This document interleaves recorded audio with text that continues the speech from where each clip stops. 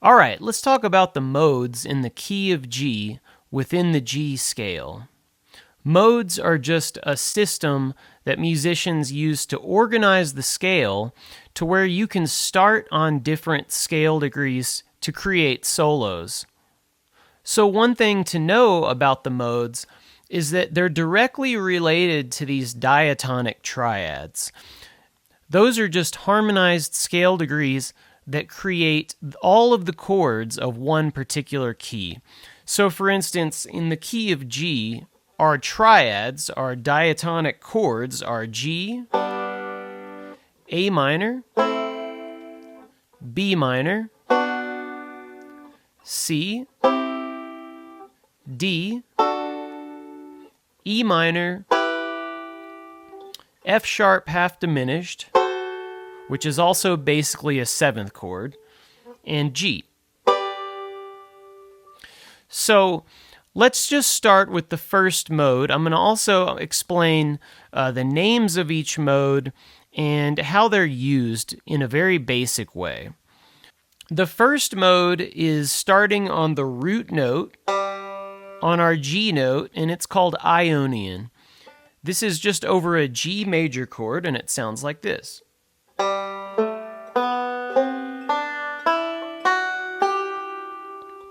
And we've already learned this in our basic G scales in this course, but now I'm kind of breaking it down even further to show you how you could start solos starting on different scale degrees. So let's go through all the fingerings of each of these modes. So the first one is a G note, and that's index on the third string, ring finger on fourth string, 7th fret, pluck with thumb, index on the second string open, and then I'm going to place my index on the left hand on third string, 5th fret, and then middle goes on first string open, and then I'm going into this other position where middle finger is going on second string, 5th fret, we pluck with index. Index of the left hand is fretting first string, 4th fret, pluck with middle, and then 5th string on the thumb. So now that is basically used for a G chord. We're just going to think of it in their most basic forms and how you could use them in the most basic way. So, for instance, you can create patterns over this scale degree, over these particular notes, in the organization of these notes, to play over a G chord. Just think of it as that simple.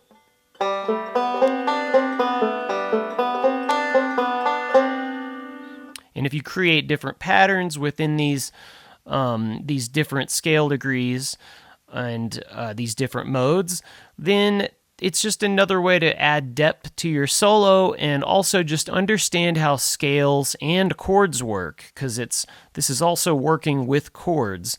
This is a really good way to break scales down and organize them to where you can understand more about them and how to use them and create solos.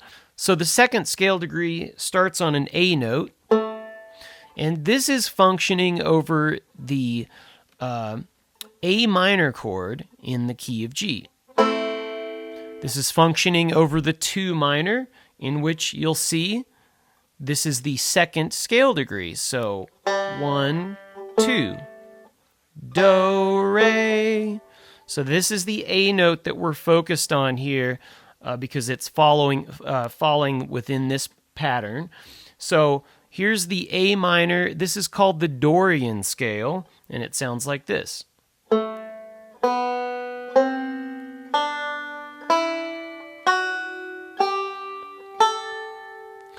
Now, all that is just how I played the first scale, And I'm using the same finger positions. It's just now I am starting the G scale on the second note of the G scale, and then I go up from there, except I'm hitting the next octave of the A note. So I'm following it up one note. So this is placing ring on 4th string, 7th fret, like we did in the first mode. Think of these as all still in the key of G. This is all still the G scale. So we pluck with thumb, ring finger 7th fret, 4th string, index hits the 2nd string open, and then index on the left hand is going to go 5th fret, 3rd string, pluck with thumb, middle on the 1st string open, and now I'm in that same position we just did, middle finger 2nd string, 5th fret, index on 1st string, 4th fret, pluck with middle, thumb on the 5th, and now we're reaching out with the pinky to hit 7th fret, 1st string.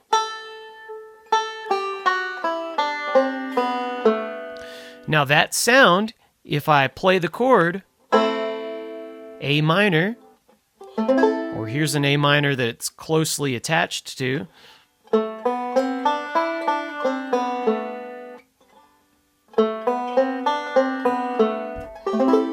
you outline an A minor sound. You outline the A minor chord with the scale.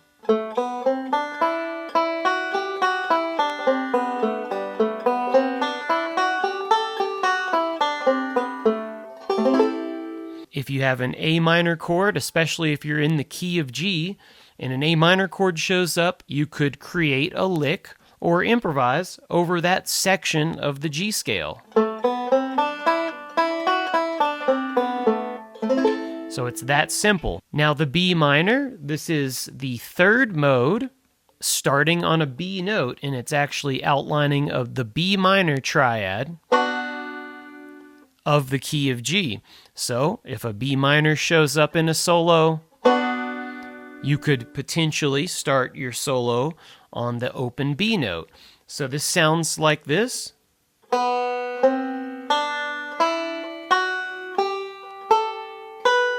All right, now the positions are index plucks the 2nd string open, placing my ring on 3rd string, 5th fret. We just went up to the 3rd scale degree. Pluck 3rd string, we have middle on the 5th fret of the 3rd. Middle hits the 1st. And now middle on the left hand, we fret 2nd string, 5th fret, pluck with index. And now 4th fret, 1st string with index, and then we pluck with middle. Thumb hits the 5th.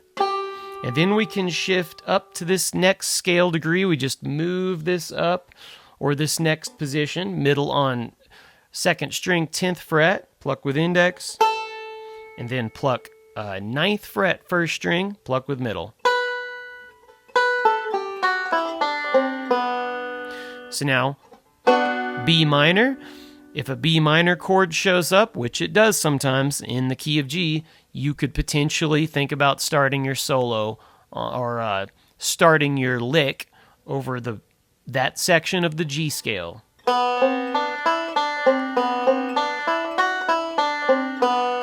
And also, you don't have to just, it's good to just play up and down the scale a few times, but just remember, you don't have to use every single one of those notes out of that section of the scale. You can just create very small fragments of the scale, or use very small fragments of the scale to create little licks.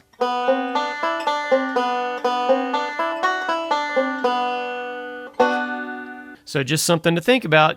You don't have to use the whole section of it. Just create small pieces of music with it. Okay, the next one is called C Lydian. C Lydian sounds like this. Let's just think about it over a C bar chord here, because that's actually where the scale is going to be starting from. And we're now placing our middle on 5th fret, 3rd string. We pluck with thumb. Middle hits the 1st string open. Then middle on left hand, we've got 2nd string, 5th fret, pluck with index. Then pluck 4th fret, 1st string, pluck with middle. Thumb hits the 5th. Then we go up to frets 9 and 10. We're just moving that. That's a nice, easy transition.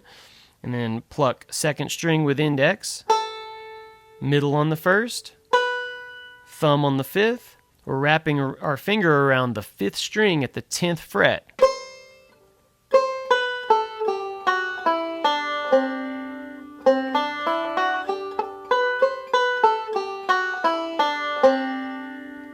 All right, so technically that is called the C Lydian, and it has its own kind of ethereal sound, I think.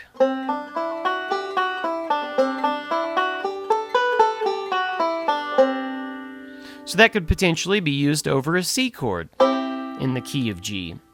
And a lot of these fragments do show up in different melodies of fiddle tunes, so knowing this can also help explain what's going on within some of those fiddle tunes that you already play. So this is just a good reason to kind of study something like these modes. So with the C Lydian, then just practice going up and down, and then practice creating a few little patterns, just small portions of the scale.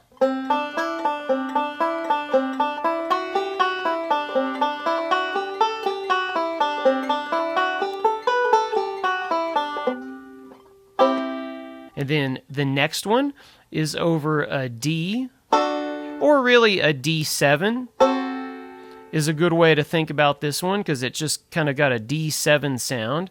And this is called the Mixolydian.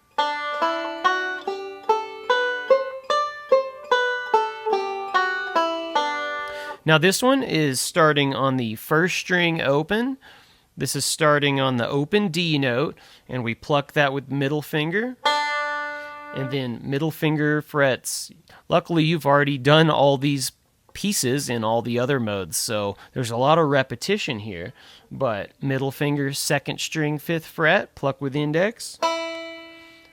Pluck first string with the middle, 4th fret. Thumb on the 5th. Now we move this shape up to 9 and 10. We've got middle on second string, 10th fret, pluck with index. Pluck first string with middle. Thumb goes back over the 5th at the 10th fret. 5th string, and then pinky hits the 12th fret, first string. Okay, now that would be a fine D lick. By reorganizing these notes, you could potentially create a D7 lick, going from D back to G in just a basic bluegrass tune.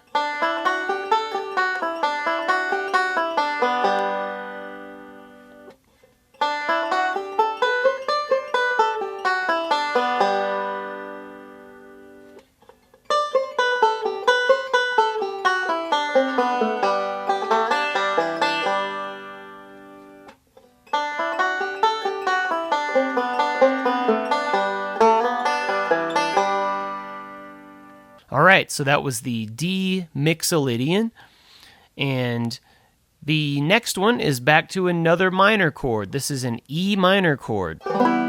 This section of the scale is called the Aeolian scale, and it's this is really well used for an E minor chord in the key of G.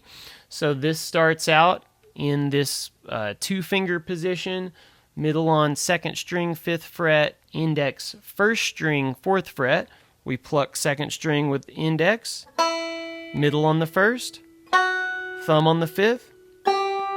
Then we shift this up to 9 and 10, index 9 and middle on 10. Then we pluck that with index second string, middle on the first. And then the way that I have it written out is I scoot that up to another position where I've got index on first string, 12th fret, middle on second string, 13th fret. And that's just to kind of keep scooting up the board, up the fretboard. And then I use my thumb on 12th fret, 14th. So we're just expanding up the fretboard.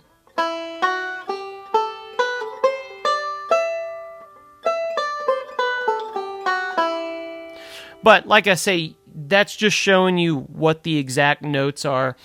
It's really smart to use small pieces of this to create your licks. Don't think you have to use every bit of that. This is just showing you the available notes in that particular mode.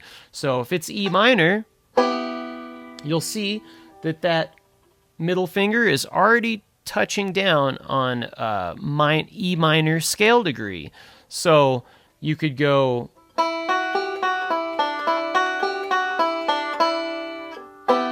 I just created a very simple little E minor lick using that scale, or you could move up a little bit.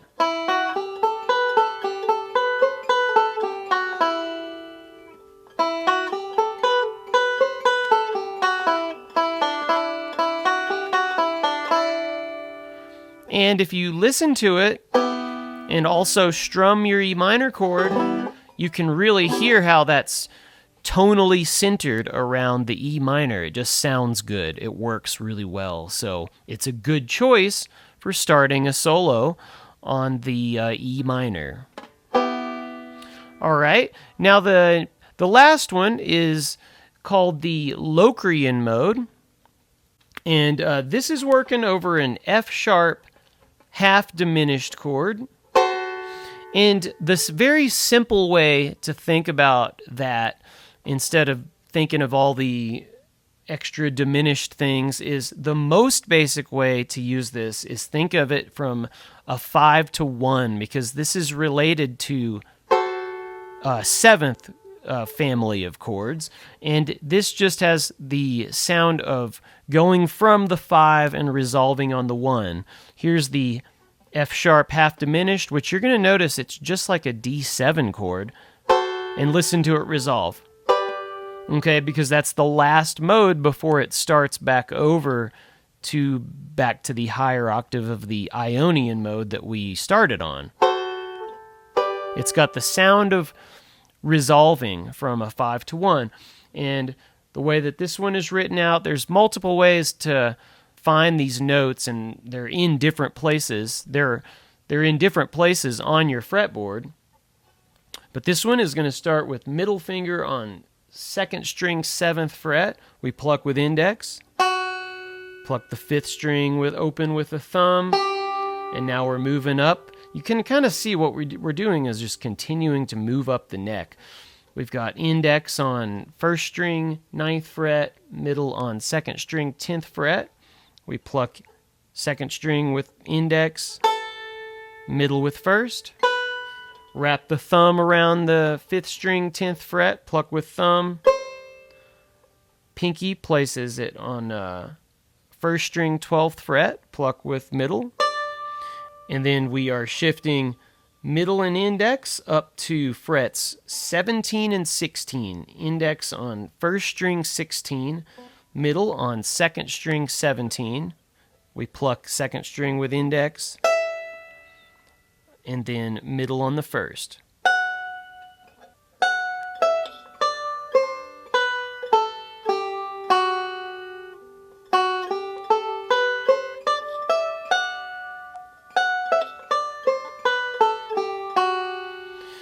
That scale degree, the Locrian sound, that's got kind of a 7th chord sound to it. So you could use this, a very basic way to use this is to start by going from the 5 to 1. Practice going from a D7 back to a G. And you can create licks by just repeating little fragments of the scale.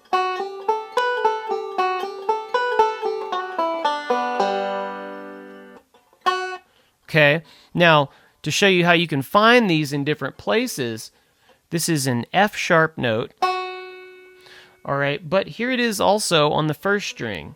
See, you've got it in 2 places, and you've already seen this note in some of the other versions of the scale. So technically, you could start it here, or you could start the run here, and that would even be a little bit more straightforward, because then you could just start your run here on 1st string 4th fret, and then run the scale either up or down to create your lick. So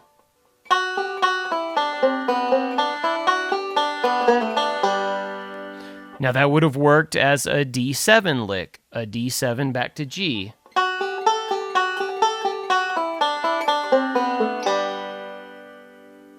Or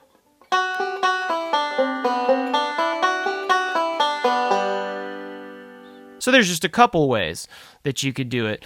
But for now, just practice these different degrees of the scale, practice these different modes just as the way they're written, and then just by creating some different patterns of your own, you're technically creating little licks. It's really the simple way to do it is just create a few patterns to make up some 2-measure licks. So you could make a 2-measure G lick going to a C chord, or a 2-measure D lick going back to G, or some of those minor modes. You could do a 2-measure E minor lick. The Aeolian mode would work well in like Blackberry Blossom, the B part, because it's got the E minor.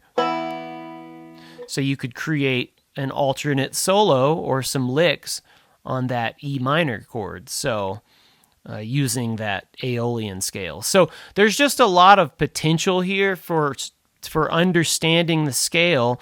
And if you just say the name of the mode as you practice it, it'll just help you. It's not like you have to remember those names or anything, but it's just a way to help associate it with a sound, with a word.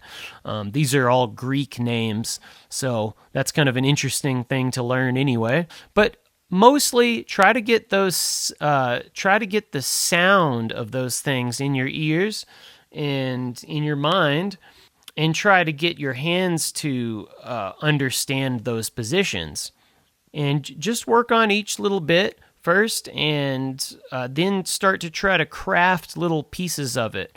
This might seem kind of complicated at first, but just remember that this is all a part of the G scale, and as a musician, you should want to know about how these scales can function and just know more about the musical factor, know more about the musical theory behind some of it, because it's just helpful for creating solos. So just practice these very patiently, and you'll eventually see how they'll start to come out in your solos. So enjoy, and we'll see you at the next lesson.